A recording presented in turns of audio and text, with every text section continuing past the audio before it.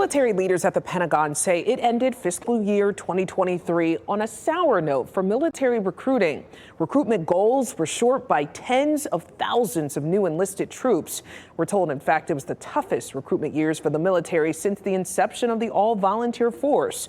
WRAL's Fayetteville reporter Gilbert Bays talked with the Army's former recruitment commander to see what's being done to turn the numbers around. Well, it has been a struggle for military services to get young folks to sign up.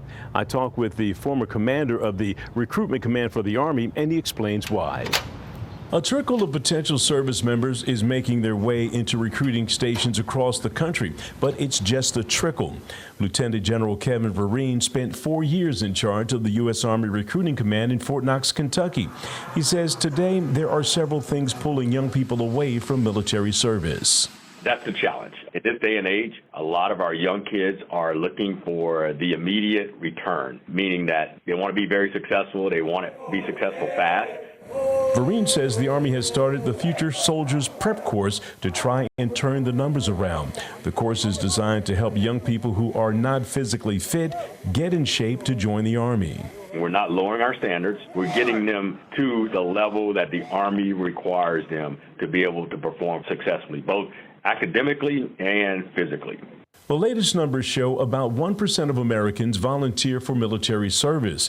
With recruitment numbers at an all-time low, the big question now, is America headed back to a military draft system?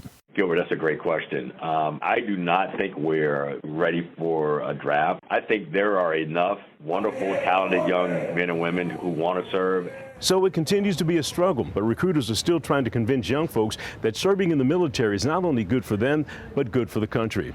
In Fayetteville, Gilbert Bays, WRAL News. By the way, Gilbert is the MC at tonight's Our Community Salute ceremony. It's taking place at the Crown Complex in Fayetteville, and it's where more than 120 new enlistees will be celebrated for joining different branches of the armed forces.